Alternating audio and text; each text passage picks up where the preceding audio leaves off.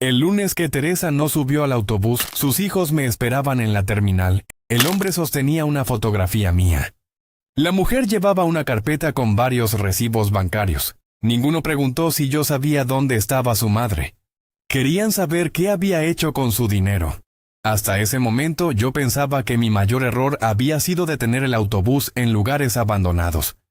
Después comprendí que mi verdadero error fue aceptar demasiados secretos. Me llamo Andrés y tengo 39 años.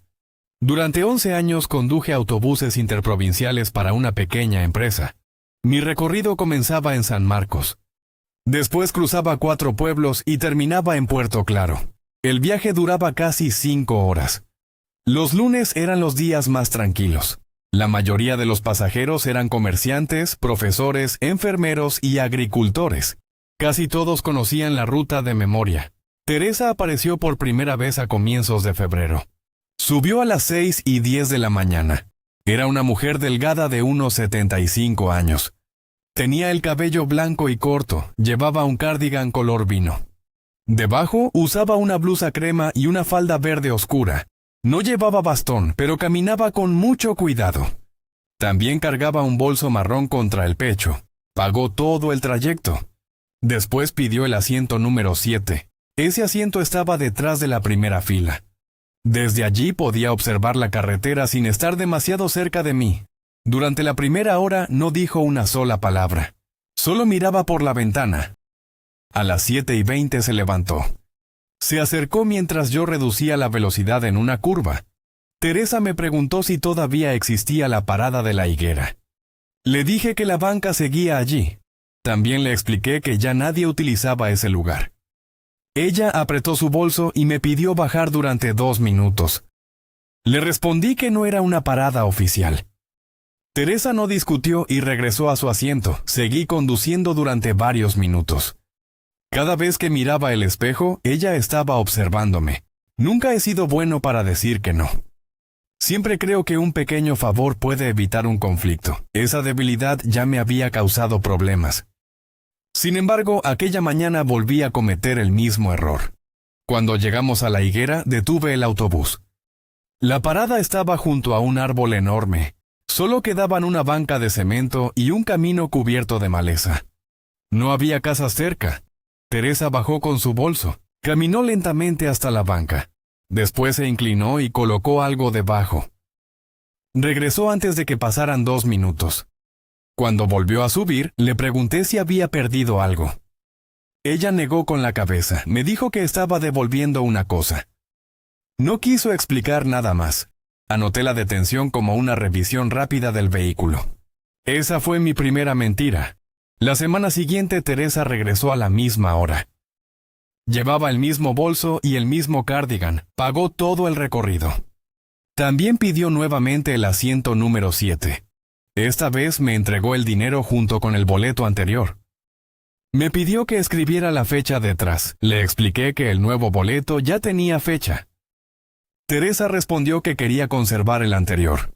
Tomé mi bolígrafo y escribí el día. Ella guardó el boleto dentro de un cuaderno gris. El cuaderno estaba cerrado con un hilo azul. Después lo colocó dentro del bolso. 2 horas más tarde pidió bajar en el molino. Esa parada llevaba muchos años abandonada. Ya no quedaba ningún molino. Solo había una señal oxidada y un muro cubierto de plantas. Teresa bajó del autobús. Caminó hasta la señal y dejó un sobre debajo de una piedra. Cuando regresó, su bolso estaba menos lleno. Entonces le pregunté si estaba dejando cartas. Teresa respondió que estaba pagando cuentas pendientes. Le dije que podía enviarlas por correo. Ella me miró desde el asiento número 7. Después dijo que algunas deudas no aceptaban transferencias. Pensé que hablaba de un problema familiar. En mi familia también existían silencios antiguos. Mi padre murió sin reconciliarse con su hermano. Ambos pasaron años enviando mensajes mediante otras personas. Ninguno tuvo el valor de llamar al otro. Por eso creí comprender a Teresa. Cada lunes pedía bajar en un lugar diferente. A veces era la higuera, otras veces era el molino, Puente Viejo o la caseta de los Pinos. Nunca dejaba 2 sobres en el mismo viaje. Siempre bajaba sola. También regresaba antes de que pasaran unos minutos. Después guardaba el boleto dentro del cuaderno gris. Yo modificaba la hoja de ruta. Un lunes le pregunté por qué conservaba todos los comprobantes. Teresa dijo que necesitaba demostrar que había llegado. Le pregunté quién necesitaba esa prueba. Ella respondió que algunas personas todavía tenían motivos para no creerle. Esa respuesta debió preocuparme. Sin embargo, no hice más preguntas. Durante esas semanas yo tenía otros problemas. Mi madre estaba atrasada con el alquiler. Marta vivía sola en una casa pequeña. Siempre rechazaba la idea de mudarse conmigo. Durante muchos años preparó comida para oficinas. Después comenzó a vender almuerzos desde su cocina. Cuando yo era niño, mis padres tuvieron un pequeño local. Se llamaba El Buen Plato. No era un restaurante elegante. Tenía 6 mesas y una cocina muy estrecha. Mi madre comenzaba a cocinar antes del amanecer. Mi padre atendía a los clientes. El negocio cerró cuando yo tenía 9 años. Nunca entendí completamente lo ocurrido. Mi madre decía que una empresa grande les debía dinero. Mi padre decía que habían confiado en personas equivocadas. Después del cierre, dejaron de hablar del tema. Mi padre comenzó a trabajar como vigilante nocturno. Mi madre siguió cocinando por encargo. Ninguno volvió a intentar abrir otro local. Cuando conseguí empleo como conductor, prometí ayudarla.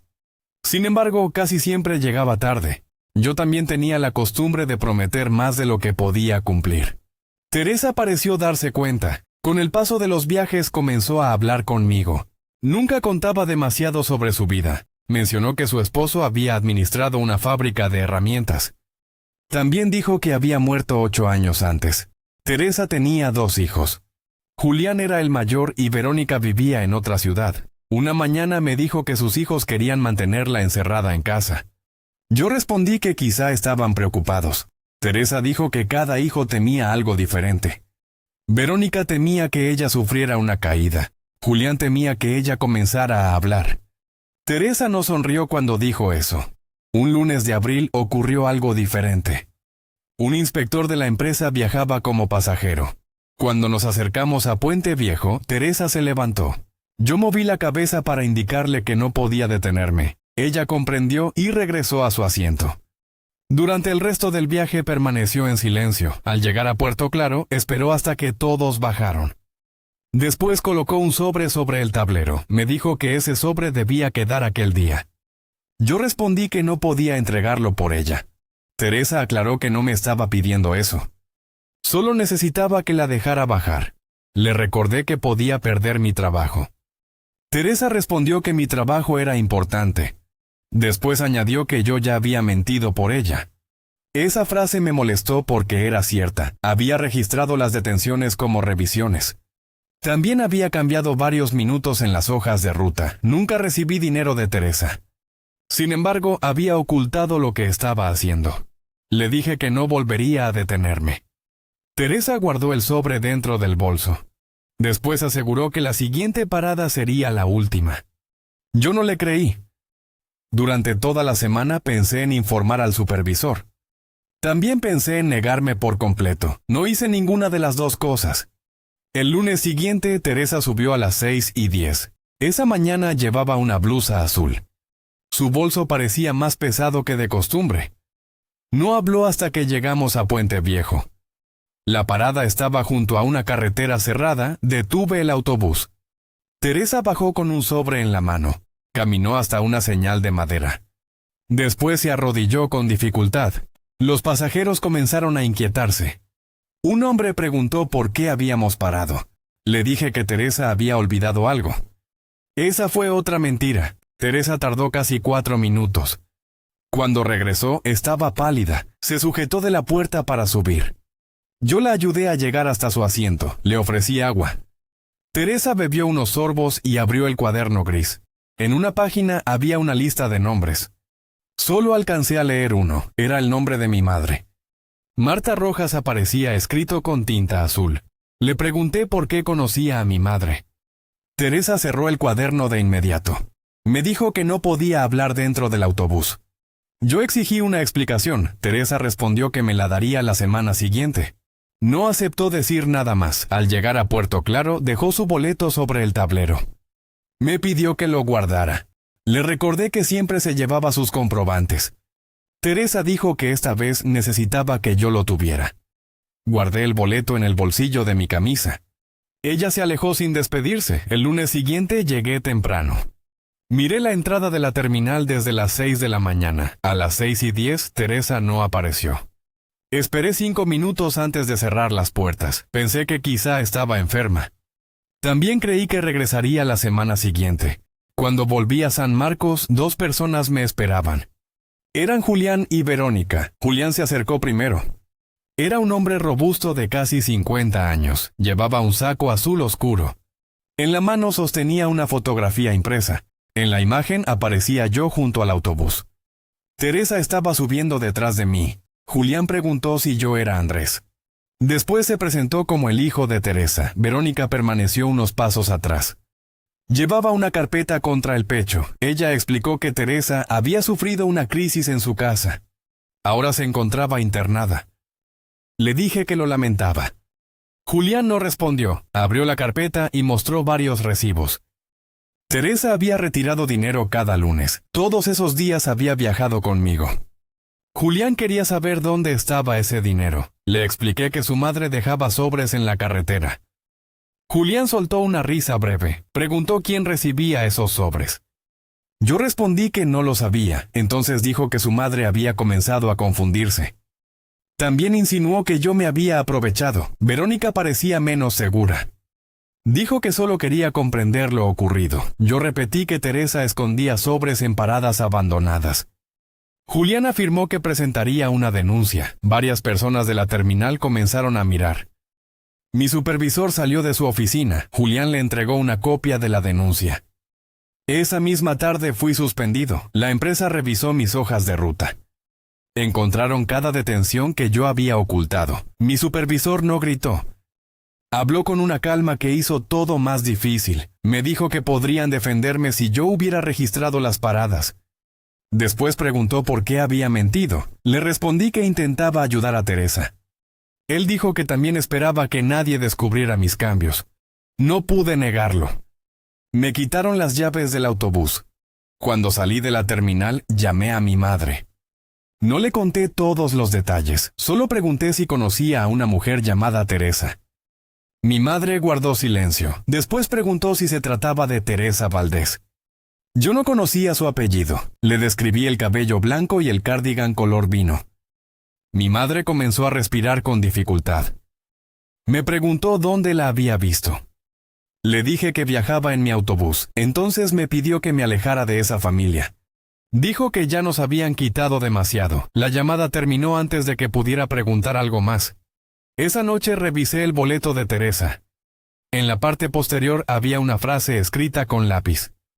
Nunca la había visto. La frase decía que debía seguir la ruta al revés. Teresa la escribió durante el último viaje. Debí entregar el boleto a la empresa. En lugar de hacerlo, lo guardé. Esa fue mi siguiente mentira. A la mañana siguiente utilicé mi automóvil. Comencé en Puerto Claro. Después conduje hacia San Marcos. La primera parada era la caseta de Los Pinos. Estacioné junto a la carretera. Busqué debajo de la banca y detrás de una señal.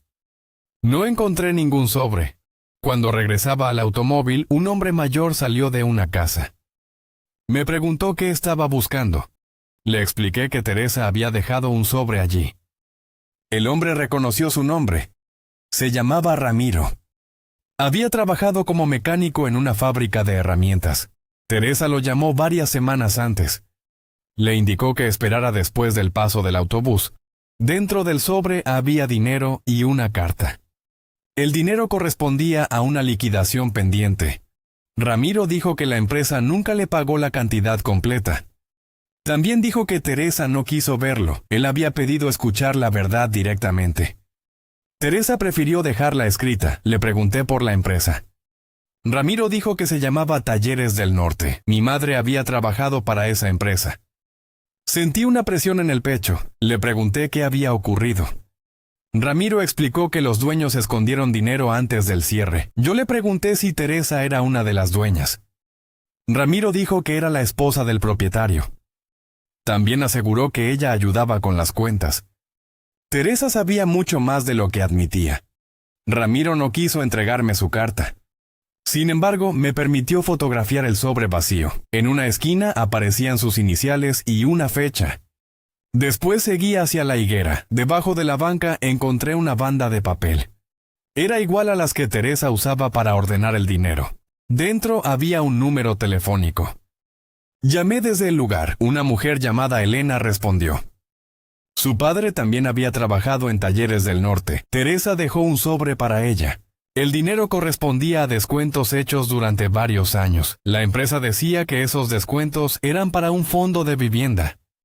Ese fondo nunca existió. Elena dijo que su padre murió creyendo que había cometido un error. La carta explicaba que él nunca tuvo la culpa. Le pregunté si había perdonado a Teresa. Elena tardó varios segundos en responder. Dijo que había aceptado el dinero. Después aclaró que aceptar dinero no era lo mismo que perdonar. Seguí hasta Puente Viejo. Busqué debajo de la señal de madera. El sobre todavía estaba allí. Teresa lo había protegido con una bolsa transparente. En el frente aparecía el nombre de mi madre. No lo abrí. Llamé a Marta y le pedí que fuera hasta la parada. Llegó media hora después. Al bajar del taxi, reconoció el lugar. Dijo que mi padre la había llevado allí muchos años atrás. Después del cierre del negocio, él quería abandonar la ciudad. Mi madre nunca me había contado eso. Le entregué el sobre. Sus manos comenzaron a temblar. Marta dijo que había trabajado con Teresa. También explicó que Teresa controlaba parte de las cuentas. Mi madre abrió el sobre. Dentro encontró dinero, una carta y una fotografía antigua. En la fotografía aparecían varios trabajadores frente a la fábrica. Mi madre estaba junto a una puerta. Teresa aparecía detrás de ella. Era mucho más joven, pero su rostro era reconocible. La carta explicaba lo ocurrido. Mi madre había descubierto que faltaba dinero de los trabajadores. También encontró pagos enviados hacia una cuenta controlada por el esposo de Teresa. Cuando preguntó, la acusaron de perder documentos. Después la despidieron. La empresa informó a otros negocios que Marta era deshonesta.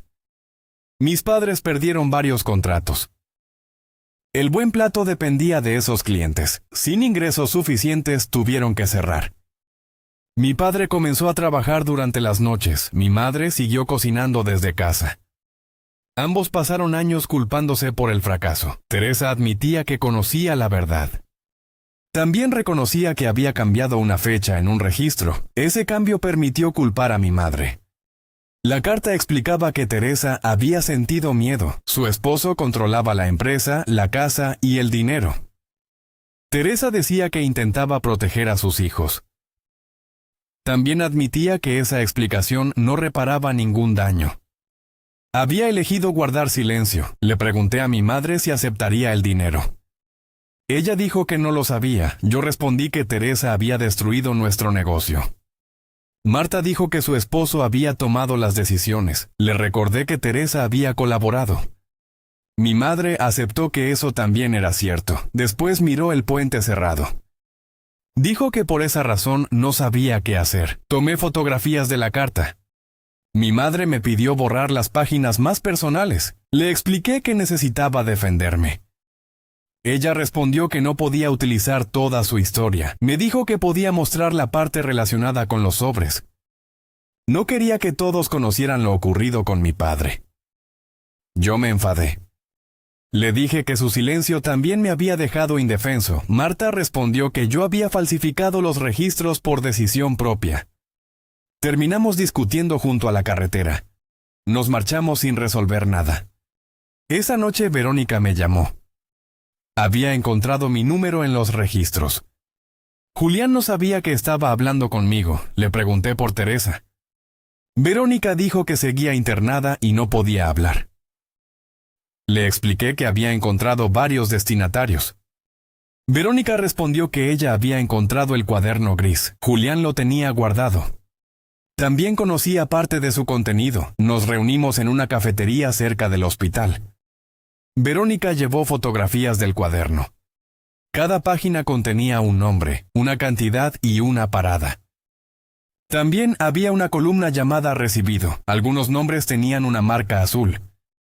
Otros seguían vacíos. En la primera página aparecía una frase escrita por Teresa.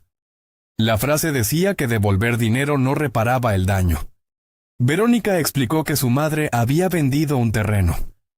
Después comenzó a retirar dinero en pequeñas cantidades. Julián descubrió los movimientos. Intentó controlar las cuentas de Teresa. Ella se negó. Julián pensaba que su madre estaba regalando sus ahorros. Temía que la familia tuviera que vender la casa. También temía perder el dinero destinado a sus cuidados. Le pregunté cuánto sabía sobre el fraude. Verónica dijo que conocía algunos nombres, sin embargo, nunca quiso leer todas las páginas. Prefería creer que Teresa estaba siendo manipulada. Julián me acusó porque los boletos llevaban mi ruta. También sabía que yo permitía las paradas. Eso no demostraba que yo recibiera dinero. Sin embargo, demostraba que había ayudado a ocultar las entregas. Le pedí a Verónica que convenciera a su hermano. Ella respondió que necesitábamos encontrar a más destinatarios. Julián diría que una sola persona no era suficiente. Necesitábamos reconstruir toda la ruta. Durante 4 días localicé a 6 personas. Algunas aceptaron hablar, otras no querían escuchar el nombre de Teresa. Cada persona había recibido una llamada antes del viaje. Teresa indicaba una parada y una hora. También pedía esperar hasta que el autobús se alejara. Nunca quiso encontrarse con ellos. No quería mirar directamente a quienes había perjudicado. Un hombre usó el dinero para pagar una deuda médica. Otra mujer lo guardó para sus nietos. Una familia se negó a recoger el sobre. Querían que Teresa lo entregara personalmente. Ninguna persona afirmó que yo hubiera pedido dinero. Todos describieron el mismo sistema. Las cámaras del autobús mostraban a Teresa subiendo con sobres. También la mostraban regresando sin ellos. Las imágenes no revelaban el contenido. Sin embargo, coincidían con cada declaración. La empresa mantuvo mi suspensión. Julián aceptó reunirse después de revisar las pruebas. La reunión ocurrió en la casa de Teresa. Mi madre decidió acompañarme. La sala estaba limpia. Había varias fotografías familiares sobre un mueble. En casi todas aparecía el esposo de Teresa. Julián permaneció de pie.